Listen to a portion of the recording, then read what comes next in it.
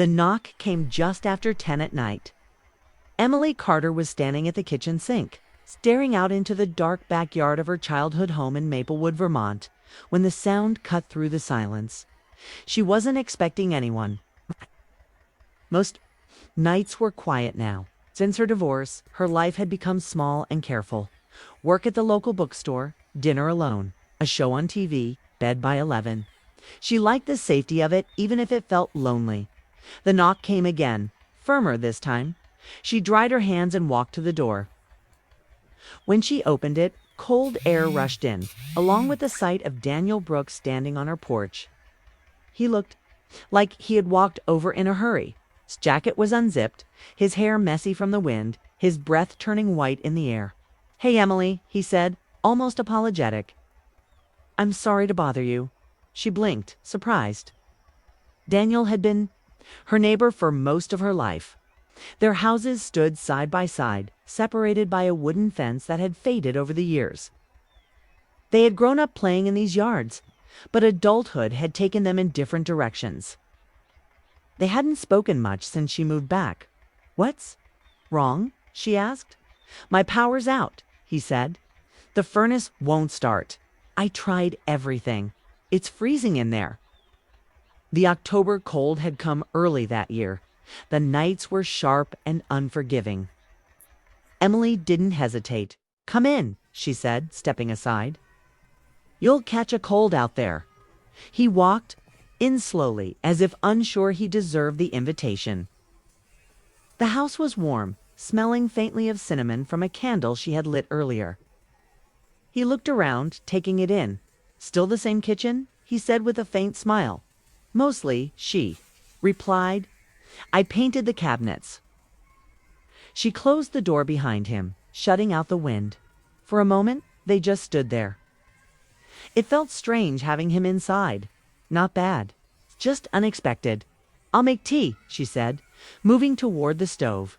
"You don't have to," he said quickly. "I know." That answer seemed to quiet him. He sat at the kitchen table while she filled the kettle. She noticed the way he rested his elbows on his knees, hands clasped together, staring at the floor.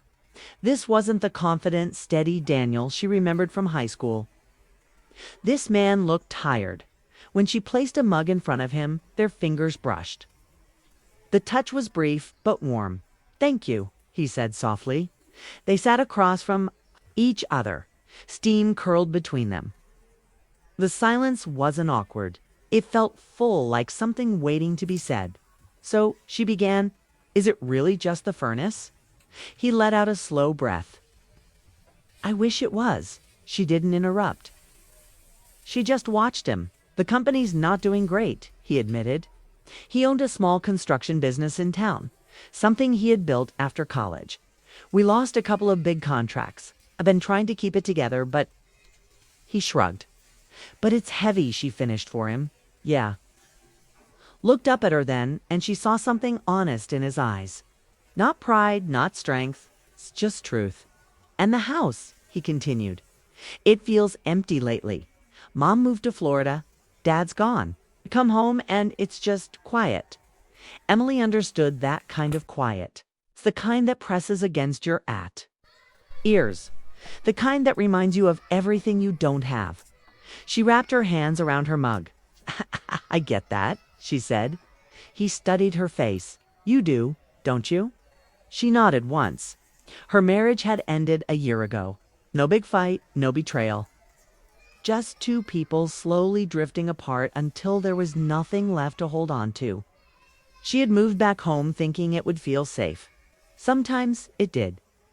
Sometimes it felt like starting. Over at 38 was a quiet kind of failure. They talked for an hour. About small things at first. The bookstore where she worked. The new diner that opened on Main Street. Then deeper things. Regrets, fears, the strange pressure of feeling like everyone else had their life figured out at some point. The wind outside grew louder. The windows shook. Daniel glanced toward the door. "It's probably below freezing now." "Probably," she agreed. He hesitated. She could see the question forming before he spoke. "Would it be okay if I stayed here tonight?" he asked. "Just until morning." I'll head back once I get the furnace working. His voice was careful, like he was afraid she would say no. She considered it for half a second. Not because she didn't want to help, but because she knew this would change something between them. You can take the guest room, she said finally. Relief washed over his face. Thank you. I mean it. She showed him down the hallway. The guest room was simple but clean. Fresh sheets. A small lamp by the bed. If you need anything, I'm across the hall, she said. I won't, he replied quickly, almost embarrassed. She went to her own room, closed the door, and leaned against it. Her heart was beating faster than it. Should have been, it was just Daniel, just a neighbor. It's just one night. But it didn't feel small. She lay in bed staring at the ceiling. Sleep didn't come easily. Her mind kept replaying the look in his eyes at the kitchen table, the quiet, honesty, the way he had said the house felt empty around midnight. She heard soft footsteps in the hallway. She opened her door and saw light coming from the living room. She walked toward it and found Daniel sitting on the couch, elbows on his knees again. Staring into the dark. Can't sleep? She asked gently. He looked up, surprised but not embarrassed this time. Sorry, I didn't mean to wake you. You didn't. He rubbed his hands together. It's just, I'm not used to being somewhere else. She sat in the armchair across from him. The lamp cast a warm glow over the room. You're safe here, she said. He gave a small, tired smile. It's been a while since someone said that to me. The words hung in the air. She felt something shift inside her chest. A soft pull. She wasn't trying to fix him. She wasn't trying to be needed. But she couldn't ignore the way it felt to have him there. They talked quietly for another half hour. Nothing dramatic, just memories from childhood. The time they got lost hiking near the lake. The snowstorm that knocked out power when they were 16. You always stayed calm, she said. I was terrified, he admitted. I just didn't show it. She laughed softly. You were good at pretending. Not tonight, he said. The honesty in that sentence made her breath catch. Eventually, she stood. Should try to sleep again. He nodded. Yeah, I should. As he passed her in the hallway, he paused. Emily, yeah, thank you, not just for the bed, for listening. She held his gaze. You don't have to carry everything alone. He looked like he wanted to say something more, but instead he just nodded and went back to the guest room. The next morning, sunlight poured into the kitchen. Emily woke to the sound of tools clinking outside. She wrapped herself in a sweater and looked out the window. Daniel was in his yard already working on the furnace unit. He moved with purpose now. Focused, strong, by noon. The power was back. He knocked on her door again, but this time he was smiling. Fixed. Course you did, she said. He stepped inside briefly as if he didn't quite want to leave yet. I owe you. You don't. I do. He insisted till she crossed her arms pretending to think. Fine, you can shovel my driveway when it snows. He laughed, and the sound felt warm. Then his expression shifted, turning serious. Actually, he said slowly, would you let me take you to dinner? As a thank you. It was a simple question, but it wasn't simple at all. She studied his face. There was no pity there, no desperation, just quiet hope. Dinner sounds nice, she replied, his shoulders relaxed. Friday. Stepped back onto the porch. The cold air slipped in again, but it didn't feel as sharp as the night before. As he walked across the lawn to his house, she watched him. The distance between their doors suddenly felt smaller. She closed her door, gently, and leaned against it, her heart beating in a way it hadn't in a long time. It had started with a knock. With a broken furnace, the simple favor, she had only meant to help him get through one cold night. She didn't realize that by opening her door, she'd also opened something inside herself. And as Friday approached, she couldn't ignore the feeling that this was only the beginning. Emily and Daniel's first dinner together felt like stepping into a new world. The small Italian restaurant on Main Street was warm and cozy. the smell of garlic and roasted herbs mixing with the soft hum of conversation around them. He arrived, a little early, nervously smoothing his jacket and adjusting his collar. She watched him from her seat by the window, smiling softly. He wasn't the perfect, confident man she remembered from childhood or even from a few years ago. He was real, a little fragile but determined. That night, Daniel seemed to carry an energy that wasn't desperation. It was hope. As they sat down, conversation flowed naturally. They talked about the town, about the bookstore she worked at, about small things, but also about things that mattered.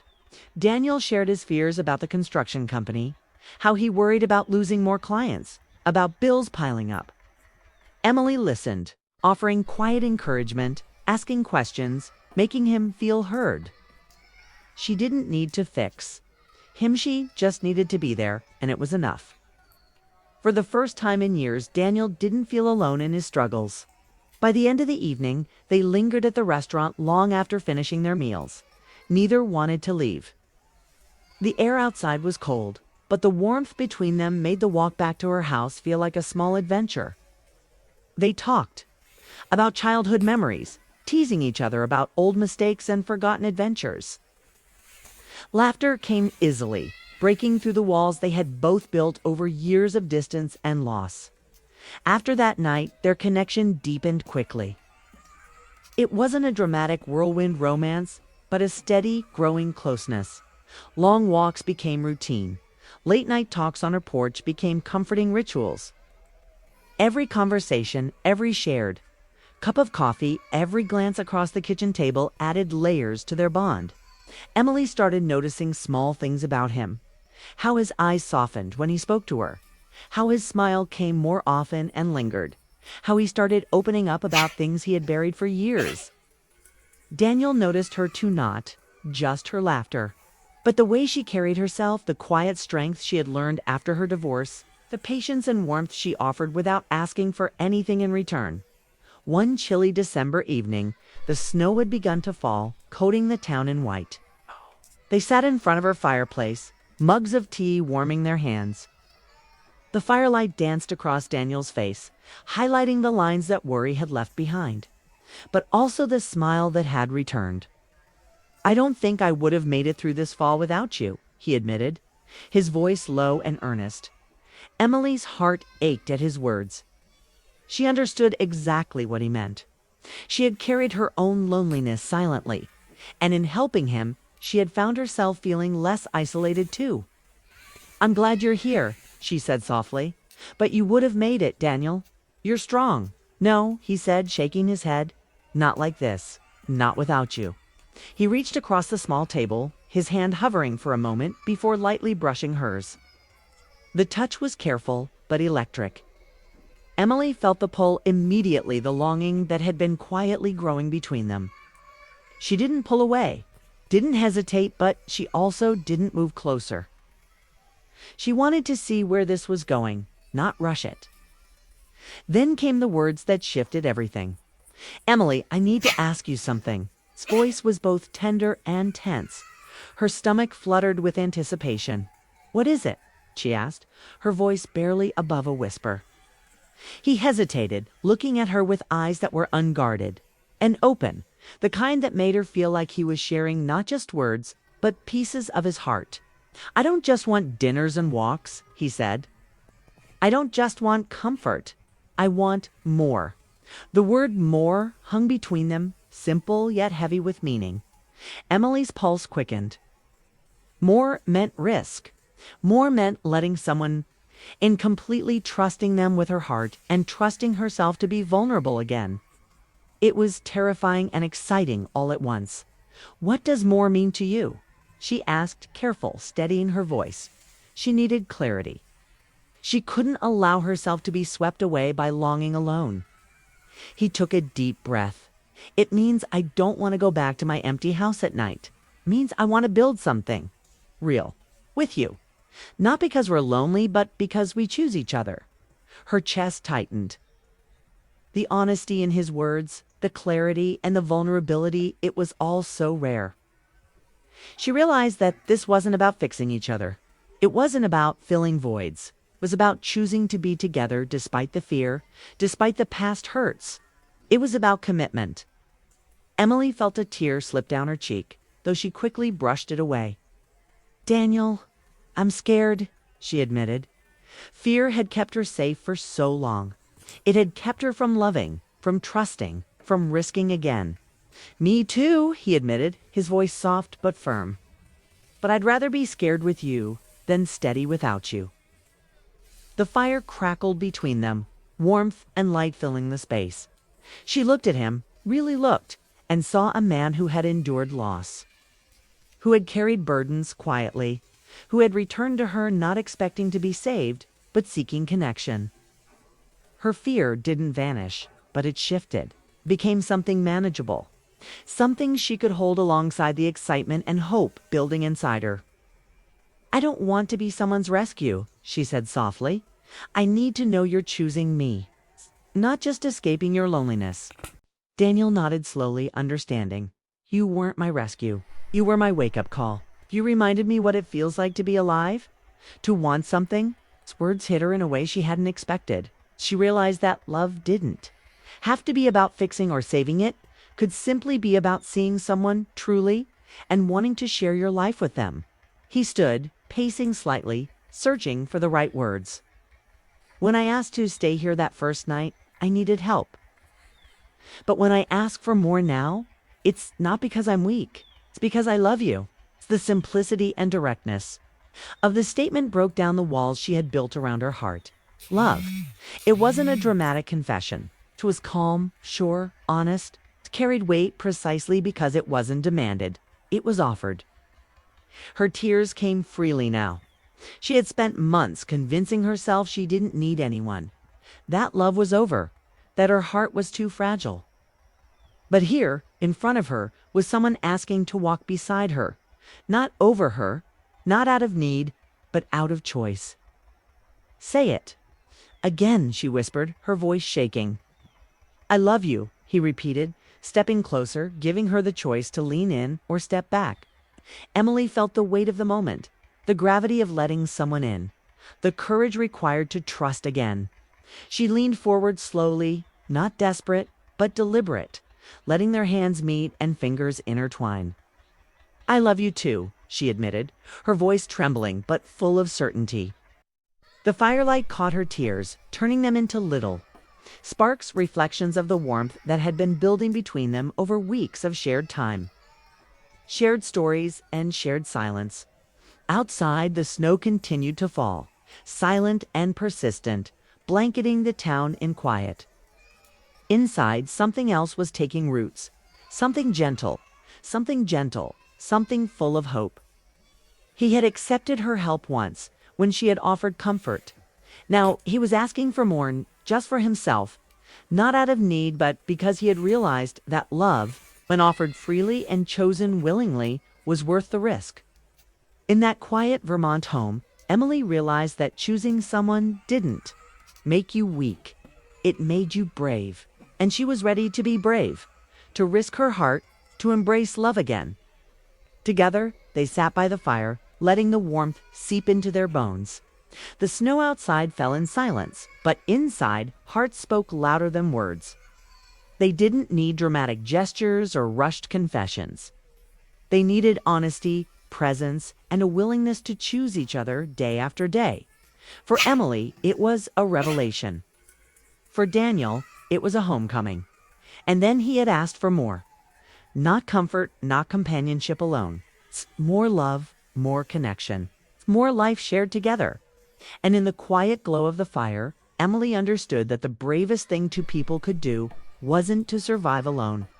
It was to open their hearts to risk and to choose each other over and over. Despite the fear, despite the past, despite everything that could go wrong. And in that choice, they found not just love, but a second chance, tender and steady, waiting to grow with every sunrise, every shared laugh, every quiet evening spent together. It was the start of something real, something worth everything, something they would both fight to protect, nurture, and cherish. In the end, the snow could fall, The nights could be long and the world outside could feel cold.